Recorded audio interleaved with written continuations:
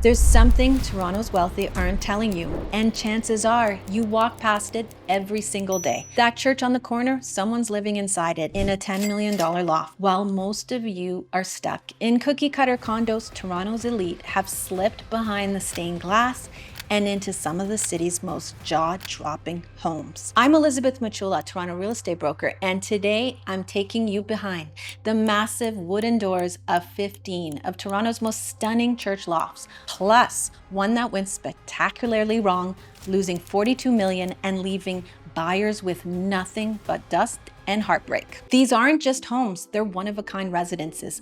Bell towers converted into bedrooms, altars transformed into kitchens, 16-foot arched windows, soaring cathedral ceilings, and rooftop terraces bigger than most condos. But here's the catch. Most of these lofts are nearly impossible to buy. Some were snapped up by Bay Street bankers over a decade ago. Others only come to market once in a generation. And a few, well, not every church conversion succeeds.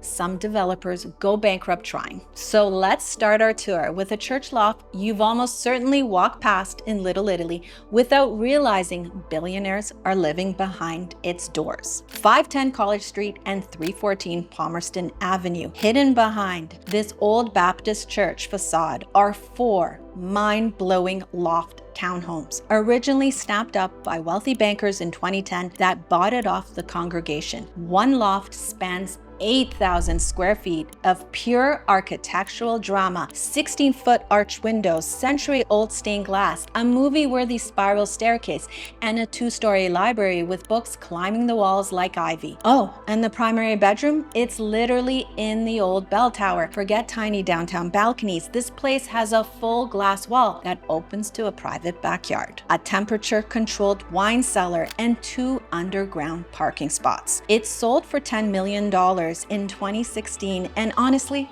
it might be worth double today. Now, another loft in the same church sold this year, 7,700 square feet for $6.25 million. It came with 14 to 18-foot ceilings, a 5-level private elevator, a car lift to underground parking, and a 1,500 square foot rooftop terrace with CN Tower views, an outdoor kitchen, fireplace, shower, and even a bathroom. Hit like if you've ever walked past this church and had no idea it was someone's home. McPherson Lofts. This is Summerhill's millionaire hideaway. Only 5 residences were carved out of this 100-year-old church. The last sale was 5,000 square feet and sold for $5 million. There's a private gym in the steeple, 3-car underground parking, and private elevator through 4 floors, and a rooftop terrace that might have the best skyline views in the entire city. 65 Sheldrake is Midtown's best kept secret. Only 34 residences, original stained glass, cathedral ceilings up to 24 feet, and private terraces up to 2,000 square feet. Some units have multiple levels and a private staircase that feel more like mansions than lofts.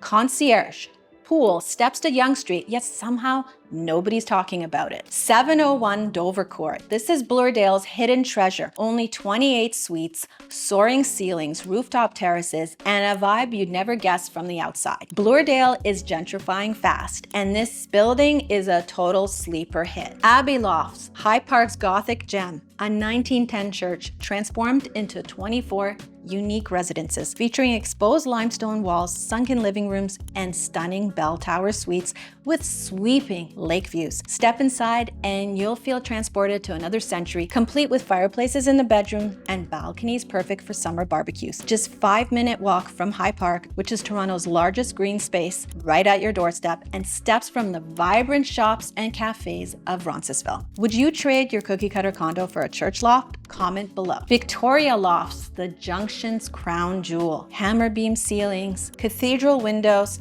just 34 units in a building most people don't even know exists, and it's south of the Junction and steps to Hyde Park. West 40, Bloor Court's loft royalty, 17 luxury lofts carved out of a 1914 neo-Gothic church. Some have sculptural staircases, cathedral arches, and layouts that span 4 floors. This is the kind of place you only hear about when someone dies or moves to a house. Like this video if you love rare real estate, and subscribe for my next video. Arch Lofts, Lofts in the Junction. 2 buildings, one historic, one modern, merged into one. Original church details plus geothermal heating. At Toronto First, only 39 units, tight-knit community, barbecue lines installed, future-proof and stunning. Hepburn Hall. This is an old school hall, now 21 boutique lofts, some with wood-burning fireplaces and private terraces. It was converted into lofts in 1991 by Bob Mitchell. And if you know Toronto lofts, you know Bob Mitchell. He pioneered loft conversions in the city. 0 elevator, 0 fluff,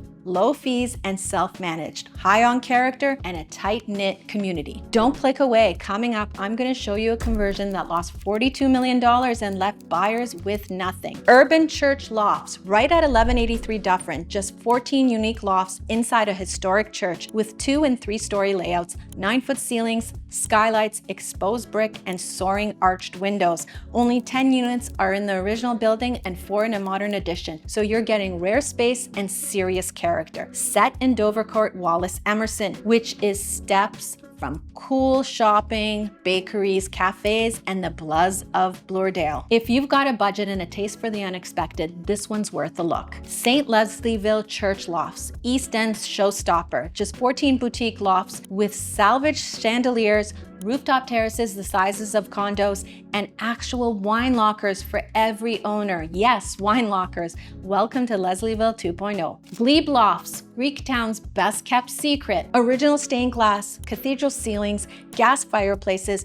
You're in the middle of Greektown and nobody even knows these exist. Brunswick Loft in the South Annex. Let me tell you this one, you've got to put it on your radar. Brunswick Lofts is a place that has a wild past. It was a church, a synagogue, even an art school. Now, just 7 super unique lofts. Think penthouses, garden suites, nothing cookie cutter here. It's the kind of missing middle that Toronto really lacks of and needs more of. Not a high-rise, not a detached house, just a walkable, livable, low-rise gem, tucked in one of the city's most walkable, best neighborhoods. Claremont Hall, a cult classic in Queen West. There are only 13 units here and they're pretty special. Think big skylights, 14-foot ceilings, and terraces with cozy fireplaces. It's a bit of a hidden gem from Bob Mitchell, the guy behind some of Toronto's coolest lofts. It's not exactly a church. It used to be a church hall, but it's just steps from all the trendy shops in Trinity Bellwoods Park. And when one becomes available, it's very rare to hit the market, so it's definitely worth checking out. Which lofts blew your mind? Comment below. But not every church loft has a fairy tale ending. 260 High Park Avenue was supposed to be the crown jewel. 70 stunning units in a landmark church, just steps to High Park in the Junction. But then, $42 million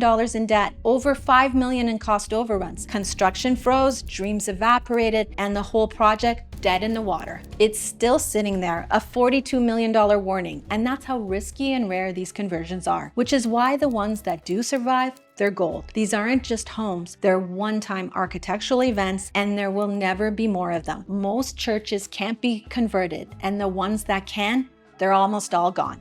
Watch my next video for more secret lofts.